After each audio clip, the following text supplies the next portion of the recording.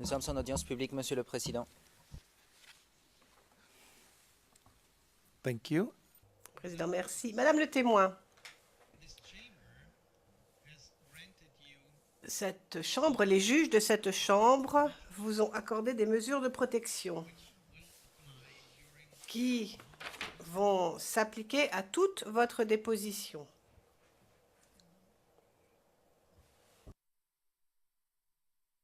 Je vais vous expliquer rapidement de quoi il s'agit. Are in place.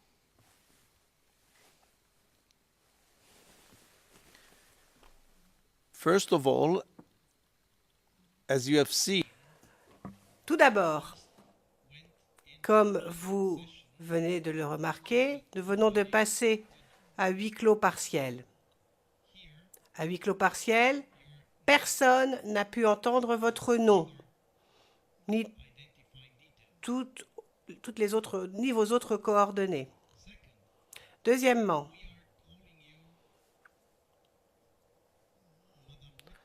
nous allons vous appeler Madame le témoin, sans jamais donner votre nom.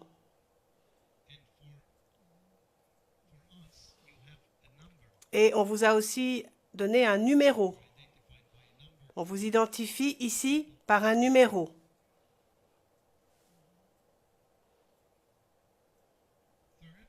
Troisièmement, lorsque vous parlez, votre voix ne peut pas être comprise clairement à l'extérieur parce qu'elle est déformée. On ne peut pas reconnaître votre voix lorsqu'elle est diffusée à l'extérieur. Et les traits de votre visage à l'écran sont aussi déformés. Comme ça, personne ne peut reconnaître votre visage en regardant l'écran.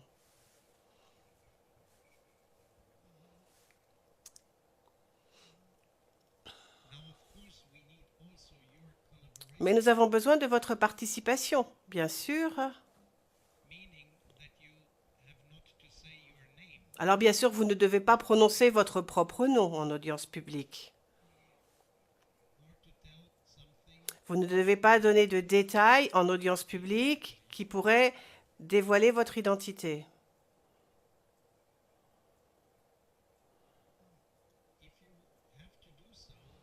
Et si vous devez absolument dire ce genre de choses, faites-le moi savoir et on passera à huis clos partiel.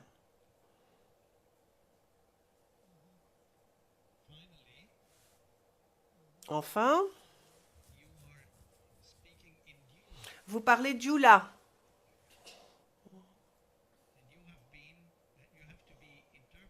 Et donc, vos propos doivent être interprétés de djoula en français et aussi en anglais.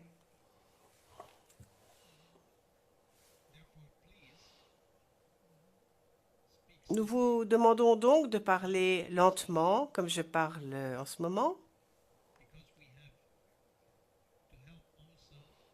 Cela permettra aux interprètes de mieux faire leur travail.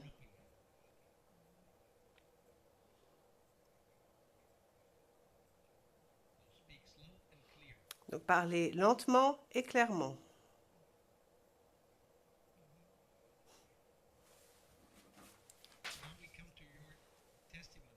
Maintenant, parlons de votre déposition.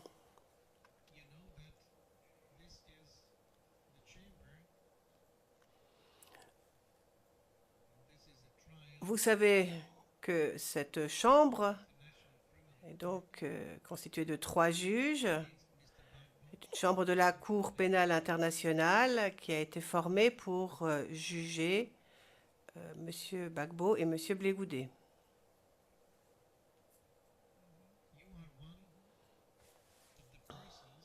Et vous êtes l'une des personnes qui va nous aider à trouver la vérité sur ce qui s'est passé.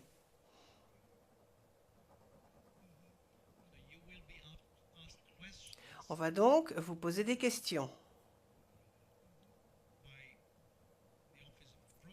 D'abord, ce sera le bureau du procureur qui vous posera des questions, ensuite les représentants légaux des victimes et ensuite les avocats des deux accusés.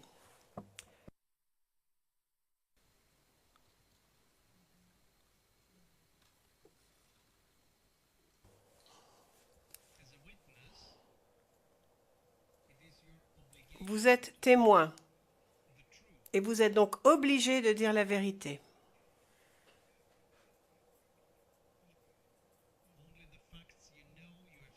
Vous êtes obligé de nous dire la vérité à propos des faits que vous avez vus vous-même et qui sont vrais.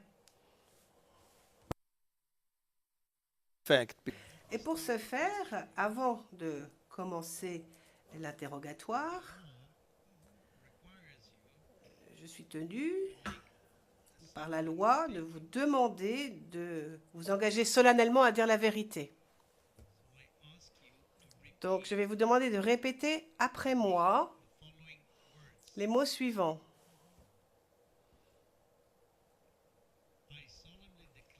Je déclare solennellement que je dirai la vérité. Répétez.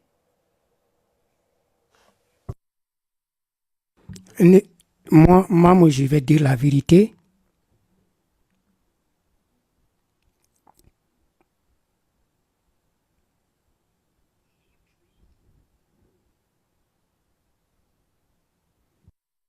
Toute la vérité. Je vais dire toute la vérité. Et rien que la vérité.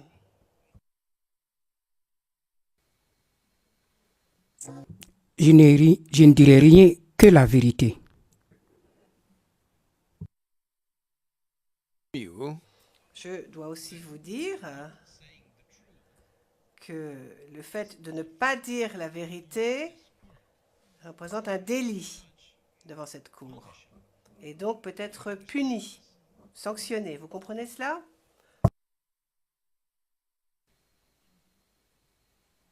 J'ai compris. last thing, Dernière chose. Si à un moment ou à un autre, vous vous sentez mal à l'aise, si vous avez besoin d'une pause, si vous vous sentez fatigué, faites-le moi savoir.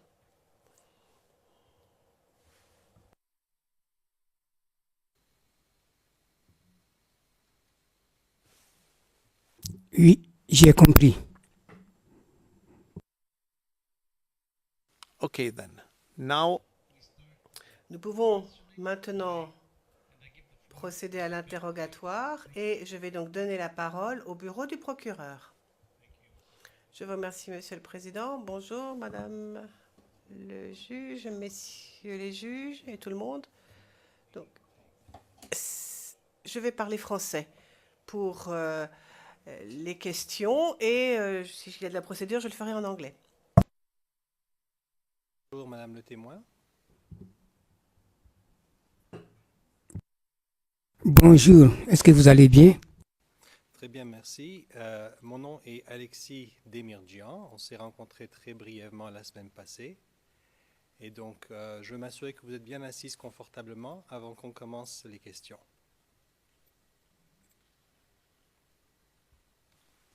Bon, alors, je vais vous poser plusieurs questions et n'hésitez pas à me demander de répéter la question si elle n'est pas claire.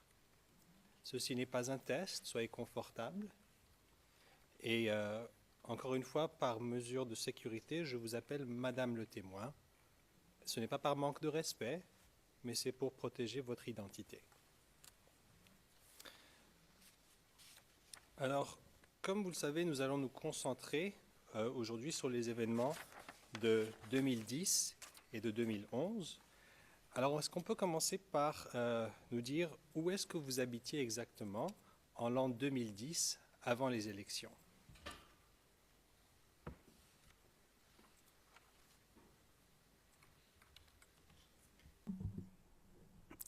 J'habitais à Abobo.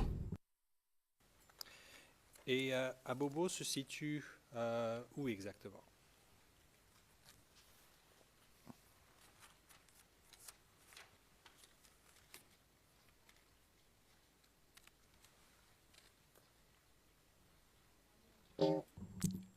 à Bobo et vers Anyama.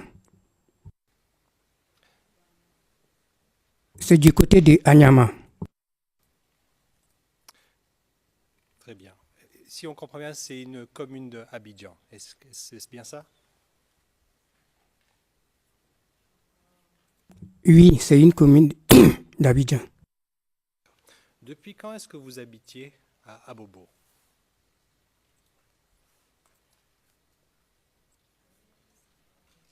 Ça fait presque 15 ans que j'habite ce quartier. D'accord. Et pendant le vote, en octobre et en novembre 2010, est-ce que vous habitiez toujours à Abobo? Oui, oui, j'habite le quartier. Est-ce que vous êtes toujours resté à Abobo après le vote?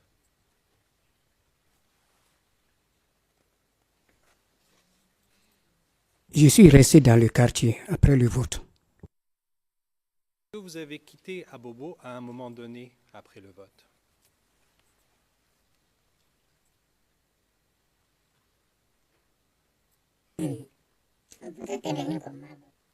Après le vote, je n'ai pas quitté Abobo.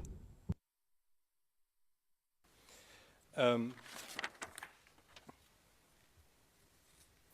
et en l'an 2011, donc le vote, comme on dit, c'est en octobre-novembre 2010. En l'an 2011, est-ce que vous êtes resté à Abobo toute l'année? Oui, j'y suis resté. Oui. Très bien. J'aimerais que vous nous parliez un petit peu des élections. Pendant le vote, est-ce que vous avez soutenu un parti politique ou un candidat?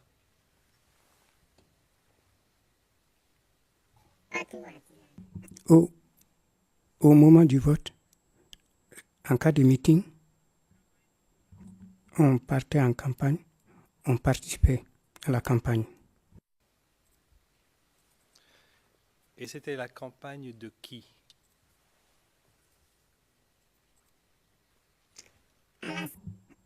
Nous supportions Alassane. Est-ce que vous pouvez nous dire au complet son nom, encore une fois?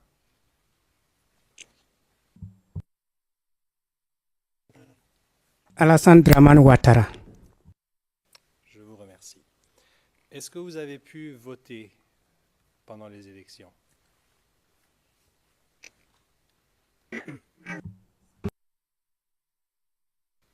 Non, je n'ai pas pu voter parce que je n'ai pas eu de carte d'identité.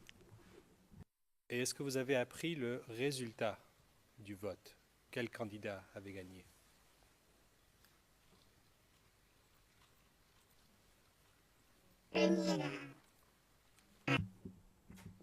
Au premier tour, nous avons entendu que c'est Alassane qui avait gagné.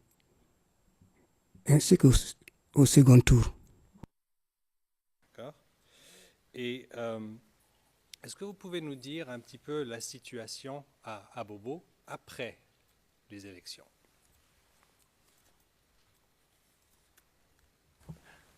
Mr. President, I think it's the same objection as Monsieur le Président, même objection que précédemment. La question est beaucoup trop générale. Le témoin ne peut pas dire quelle est la situation. Pourquoi est-ce que les hommes avaient peur de sortir? J'avais peur de sortir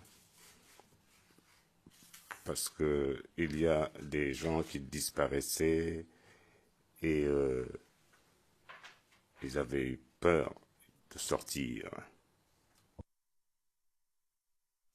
Lorsque vous me dites que des gens disparaissaient, est-ce que vous en avez connaissance personnellement de gens qui disparaissaient?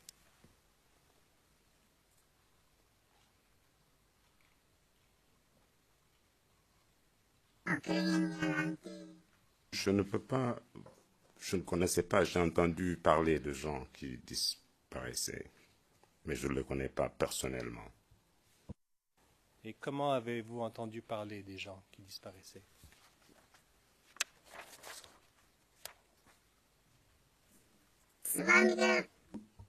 Des fois, je me retrouvais dans des endroits où j'entendais des conversations qui faisaient référence à cela. Ok. Et une dernière question sur ce sujet. Lorsque vous dites que des gens disparaissaient, ça se passait où exactement, ces disparitions?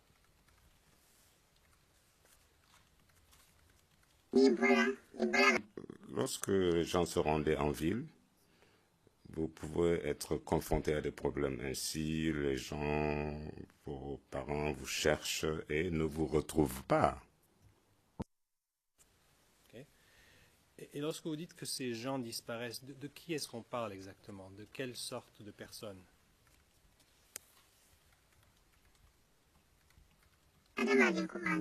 Des personnes comme moi, les civils.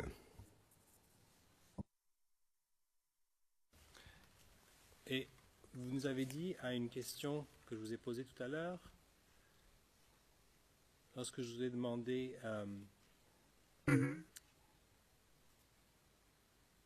où est-ce que ça se passait, vous avez dit que les gens se rendaient en ville. Alors, est-ce que vous avez un endroit en ville en particulier à l'esprit ou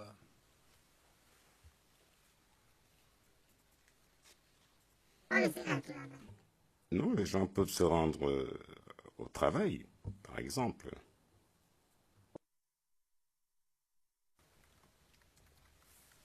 Très bien. Est-ce que vous avez su comment ces gens disparaissaient? Qui est-ce qui les faisait disparaître?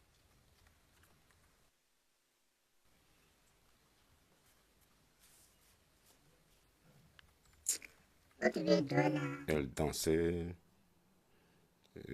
jouaient du tam-tam, d'autres dansaient. Et les gens étaient contents. Alors, vous nous disiez qu'elle dansait, elle chantait. Est-ce qu'elle disait quelque chose de particulier?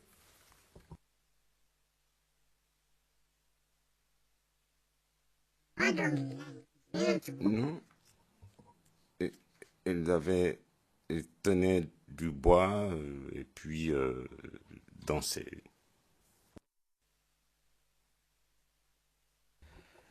Est-ce que les femmes qui étaient présentes au rond-point Banco étaient vêtues de façon particulière?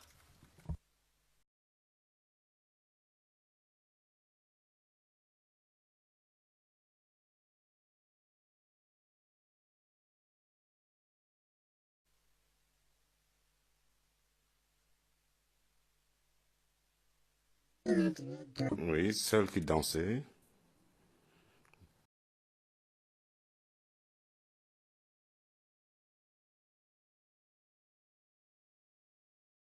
portaient des t-shirts, mais elles n'étaient pas nombreuses.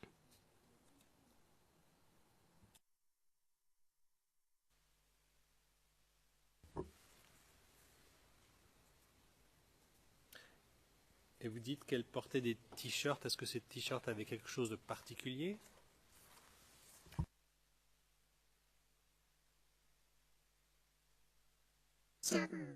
Les t-shirts étaient à l'effigie d'Alassane. Très bien. Alors vous nous dites que les dames elles tenaient des bois, elles avaient des tam-tams, elles avaient des t-shirts. Est-ce qu'elles tenaient d'autres choses dans leurs mains?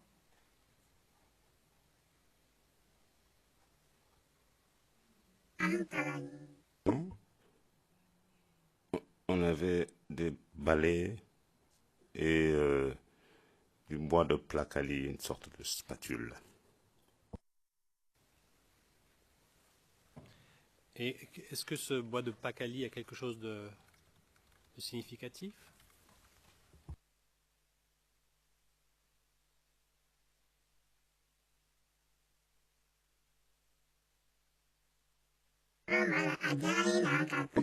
On a pris ce bois de placali pour demander à Gbagbo de partir étant donné qu'il n'avait pas remporté les élections.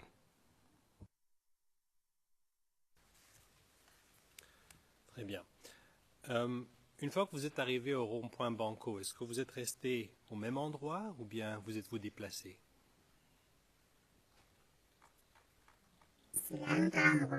Nous avons retrouvé des personnes sur place.